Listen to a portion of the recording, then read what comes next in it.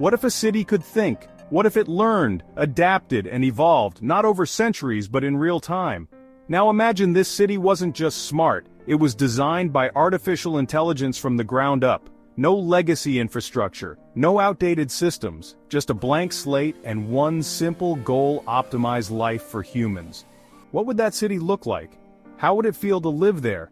And perhaps most importantly, would we still recognize it as ours? Let's step into the city of the future. Building a city is a puzzle of staggering complexity.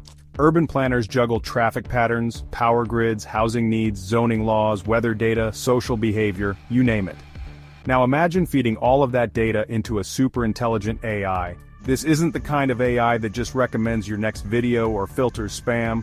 This is a system trained on centuries of urban planning data, satellite imagery, energy usage trends, and demographic shifts. The AI is given one directive: design the most efficient, sustainable, and livable city possible. And here's what it does. It begins by simulating thousands of city layouts, from circular to grid to fractal, testing each for traffic flow, light distribution, and accessibility. It analyzes climate patterns and orients buildings to maximize solar energy and minimize heating costs. It predicts human movement, factoring in work commutes, leisure, and social habits. Then places key resources like hospitals, schools, and food hubs exactly where they'll be most useful. This is not just city planning, it's hyper-optimized environmental symbiosis, designed by a machine that never sleeps.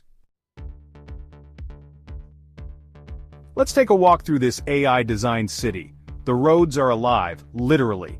Made from smart materials embedded with sensors, they detect traffic in real time and adjust signal timing, lane assignments, even road width to prevent congestion.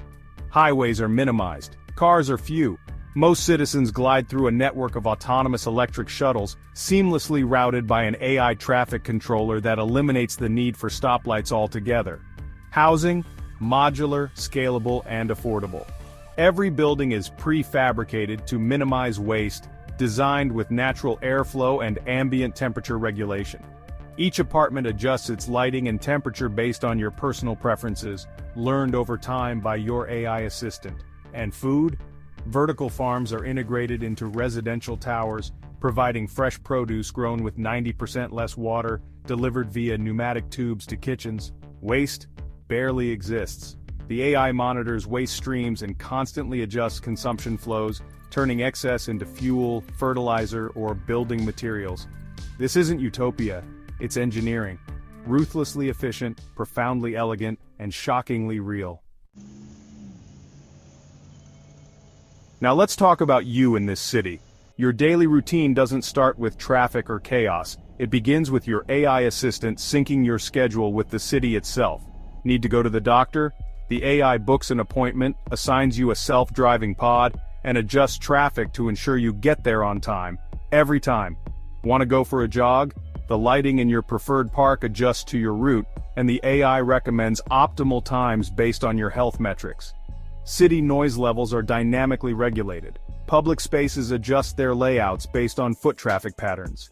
Even social events are recommended based on your personality and mood. But this level of optimization raises a question. Where does spontaneity go when everything is optimized? Are we still free if our lives are being guided, even gently, by an invisible algorithm? Some say it's surveillance, others say it's symbiosis. Underneath this utopia lies the true marvel: a neural city brain, constantly learning, predicting, and evolving. AI doesn't just run the city, it lives in it. Billions of sensors collect anonymous data every second: air quality, footsteps, light intensity, emotional tone in public voices, resource consumption. It all feeds into a dynamic digital twin, a real-time virtual model of the entire city, where simulations run constantly to anticipate problems before they happen. A water main could burst in 2 weeks, fixed in advance, flu season starting early, clinics are restocked and rerouted instantly, public dissatisfaction rising in one neighborhood. The AI pinpoints the cause, lack of green space, and proposes a park complete with ROI data. The city becomes not a place but a living organism, and the AI its nervous system. With so much control comes critical questions. Who owns the data? Can the AI be audited? What happens if it fails or gets hacked? And the biggest question of all, who defines what's optimal? An AI can design a perfect system, but perfect for whom? Could it prioritize efficiency over creativity, sustainability over cultural diversity, majority comfort over minority rights? If a city is governed by an algorithm, is it truly democratic? History tells us that technology reflects the values of its creators. So if an AI designs a city, who designs the AI? Without oversight, cities could become engines of invisible inequality, where comfort is data-driven, and dissent is filtered out as noise. You might be thinking this all sounds like science fiction, but it's already happening. Saudi Arabia's NEOM is a $500 billion AI-powered city project designed to run entirely on renewable energy, with integrated digital infrastructure managing every function from traffic to law enforcement. Toronto's Sidewalk Labs, backed by Alphabet, explored using AI to manage zoning, building, and public feedback in a smarter way, though the project raised intense public concern over privacy and data ownership. In China, smart cities are using facial recognition, predictive policing, and social credit systems to shape behavior, blurring the line between efficiency and control. These are early steps toward full-scale AI urbanism. The tools are already here. The question is, will we use them wisely?